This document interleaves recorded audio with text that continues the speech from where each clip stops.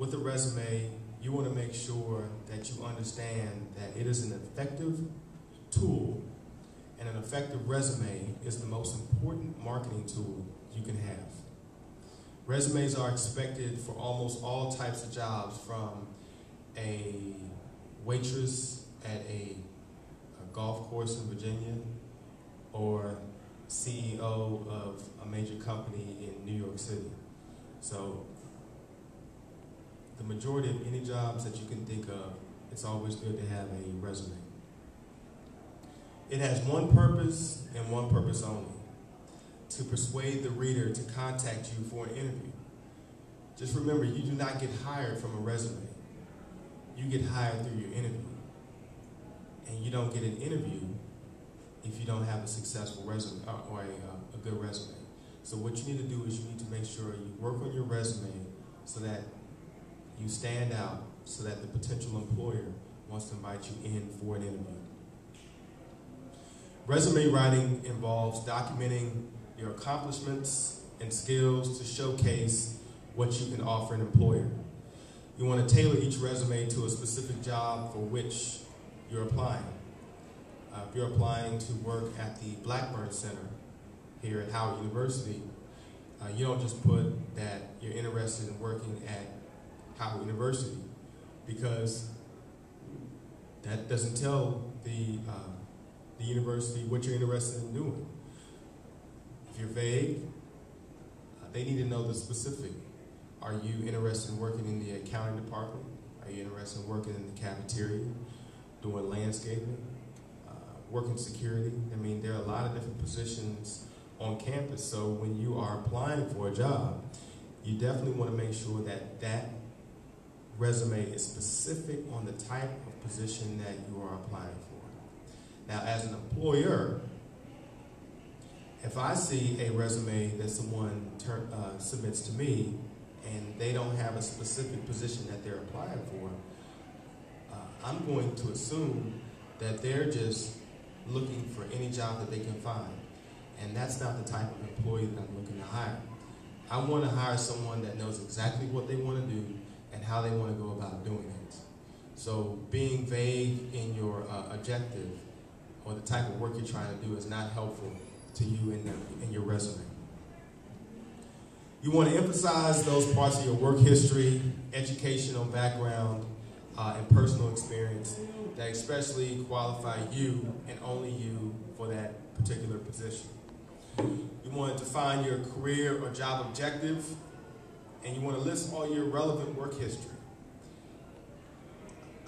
In my 37 years here on earth, I've done different types of jobs, from owning my own business to interning to maybe when I was 16 or 17 years old, I think I worked part-time at Pizza Hut.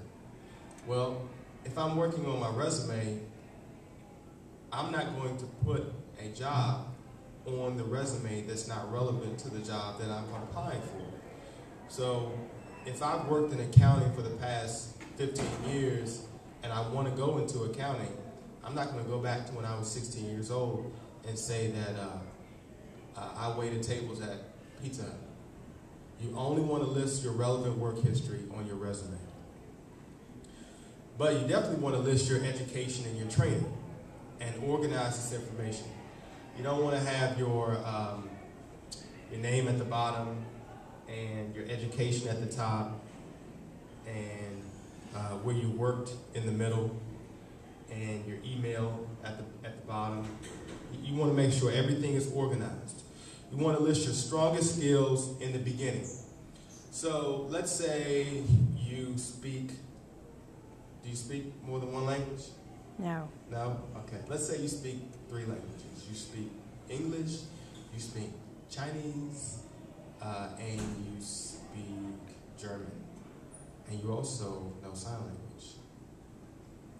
That's not something that you want to put at the bottom of your resume, because those are skills that you offer that are extremely strong, and that's what you want to put at the top, so that when someone's reviewing your resume, the first thing that they see is your name, the type of position that you're interested in, and some of your strong skills. You want to be consistent in style on your resume. Avoid using long paragraphs. Get to the point. Use active words and measurable criteria, and limit your resume to one page only, and one side of one page. Appearance, grammar, and spelling do count. The type of paper you want to use would be a white, cream, or off-white sheet of paper, and those are very good color choices.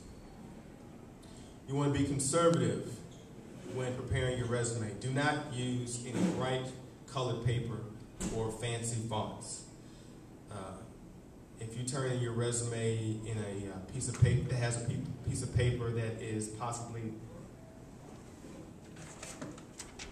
this color, it's going to go right in the trash, because no one's going to read a resume that is pink or yellow or blue, even though you assume that preparing your resume on a bright color is going to get their attention.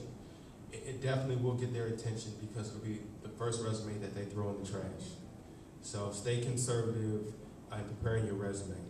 You want to proofread, and then proofread. Then get someone else to proofread your resume. You want to make revisions, and then you want to proofread again. It is very important to make sure that there are no spelling errors, it's grammatically correct, and you're using the correct word in the sentence. For example,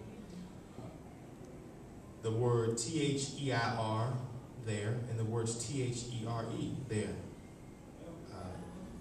They both sound the same, they're spelled differently, and they have two different meanings. So make sure that you are careful and cautious when you're using certain words in your resume. That's why it's very important to proofread. Be prepared to answer any gaps in your work history. So if you went to college and then you had a job and then you took some time off of college and you went to work and then you went back to college, you just need to make sure that you have those work gaps filled out. Like one thing that you just mentioned to me earlier, that you work, was it every summer? Yeah, you could say every summer. Okay, every summer.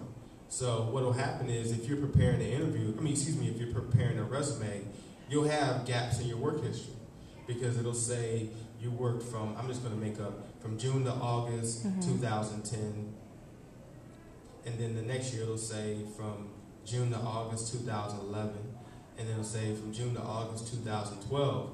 Well, from August to May is a gap in your work history. Well, there's a way you can explain that, because you can say, well, during that period of time, I'm in school, I'm in college. So that's why you just need to make sure that your resume is prepared and organized. Don't list any personal information such as age, sex, race, weight, height, marital state, or number of children. If you're applying to work part-time at a daycare facility, I don't think they'll hire you